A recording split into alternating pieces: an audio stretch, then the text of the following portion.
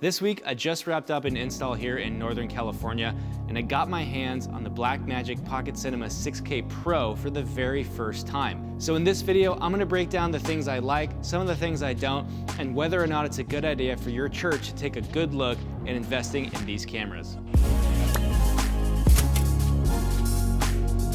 Hey guys, thanks for checking this video out today. I'm Spencer from churchvideoschool.com, here to help your church use video to grow the kingdom. If you're looking for recommendations on gear for your church for either live streaming, produced video, or both, check out the free church video gear guide linked in the description below. The Pocket Cinema cameras from Blackmagic have been an incredible revelation for the prosumer level video market.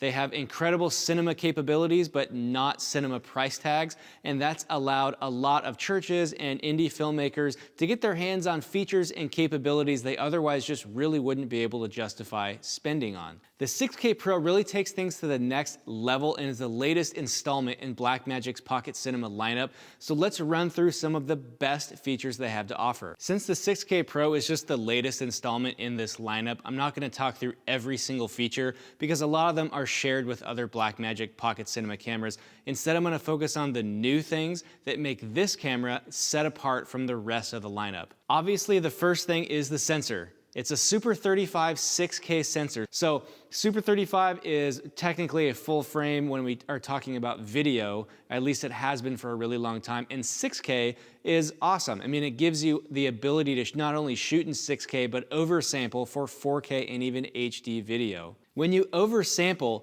the benefit is that it actually gives you better color accuracy because you have a lot more pixels to really pick apart what's going on in the image, and then when it resolves it down to a smaller resolution, it's more accurate in where it's placing its colors and what colors are getting picked than if it were a native 4K or 1080p sensor. The sensor also has a high dynamic range, which means it can output 10-bit HDR images, and it also has 13 stops of dynamic range. Now, film is 14 stops of dynamic range, and so that's been the gold standard for digital to try and get to forever. And digital has now surpassed that with a lot of these newer high-end cinema cameras pushing 16 stops of dynamic range, which is pretty incredible. So 13 is a really, really good amount of dynamic range, which again means just the difference between the darkest and brightest parts of the image without them getting blown out or crushed into just pure black. A lot of cameras in this price point cannot touch 13 stops of dynamic range, even shooting log. So that's a huge advantage to get high quality images from this camera. Right now, I'm shooting this also on my GH5, which is right here, which has about 10.5 stops of dynamic range. So while I love my GH5, I love how portable it is and I've shot it for years, the extra dynamic range really helps to make things look more professional and more film-like. So hopefully you'll be able to see the difference between this and this.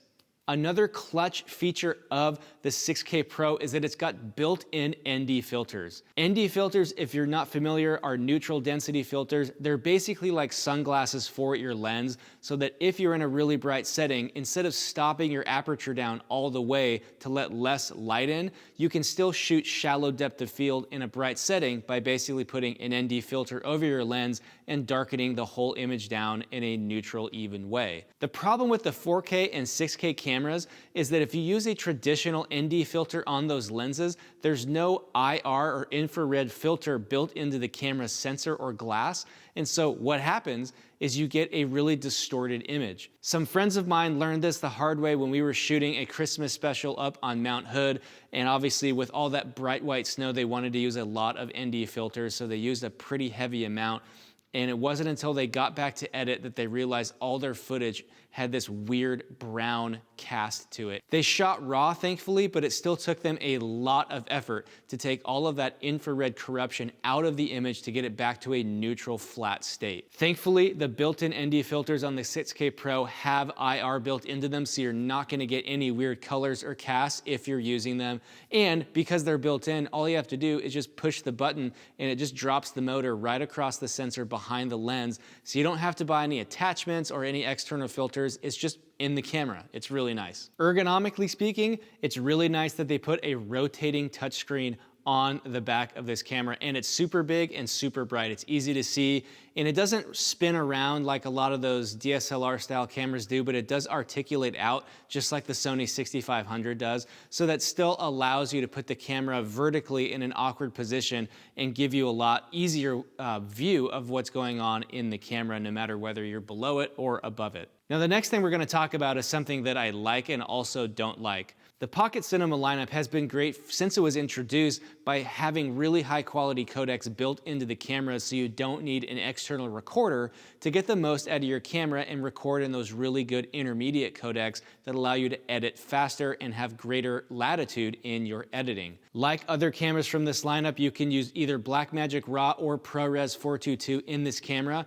and I really like that, especially because I'm a Mac guy, so ProRes really integrates nicely into my editing flow. The downside with this camera, however, is that Blackmagic RAW is the only way to use the full sensor. So if you shoot in ProRes 422, even at the highest setting, you can't shoot above 4K DCI. If you want to go above that to 5.7K or 6K or any of the other bigger options out there to use the full sensor, you actually have to shoot in Blackmagic RAW. Now, this isn't the end of the world, but Blackmagic RAW doesn't work in Final Cut Pro. So if you're using that as your editing base, you're gonna have to switch to DaVinci Resolve or switch over to Premiere Pro. Now, Blackmagic RAW is a great codec. It's super high quality. You can compress it at different levels depending on how much storage you want to deal with and how much grading you want to apply.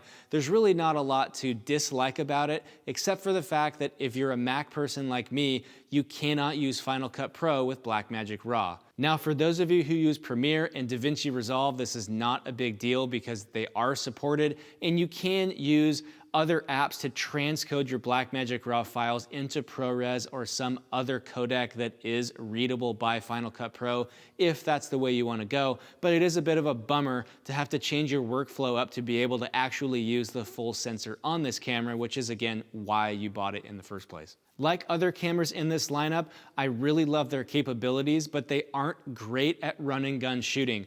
They aren't cube cameras in the sense that they're not completely modular and they come unable to be used out of the box, but they do basically require a cage if you're gonna be using them in any kind of setting except on a still tripod. One of the biggest reasons for this is that it does record to external SSDs, but there's not really a place to put them. It's not like an Atomos that has a caddy on the back, so you literally have a hard drive just dangling out the side of the camera, which isn't ideal unless it's right now sitting still on a tripod with nobody around it. So you can either buy a really expensive CFast card and CFast card reader, or you can just use your SSD you probably already have, but you're gonna have to make some kind of solution with either Velcro or cages or both to get it attached, which isn't ideal.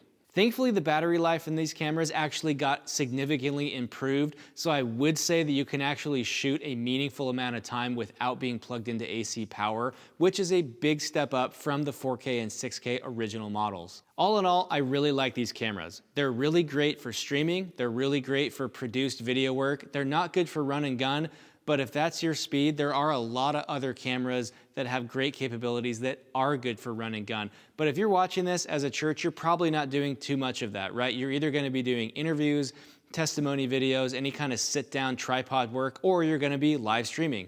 Both of those, this camera does great at. There are a lot of other features I didn't even cover in this video that I really like. You've got stereo, mini XLR audio inputs, you've got built-in LUTs, you've got all sorts of false color and other types of video assist tools built in. There's even a tally light on the front now so you can make sure you're recording or you're live. I mean, there's just a lot to like, especially because they work with Canon EF glass still, which is the best glass out there short of the cinema lineup that they make, which most of us are not gonna be buying anytime soon. Speaking of buying, this camera is so affordable. For the price you pay, the value that you get is really hard to beat. When it comes to churches who want to be future-proofing their live stream, and or if you're just shooting short church videos or recording your sermons ahead of time and that's your digital strategy, these cameras are gonna really do well in either one of those situations. So I really do recommend this if quality matters to you and you have the funds to be able to invest in one or two of these.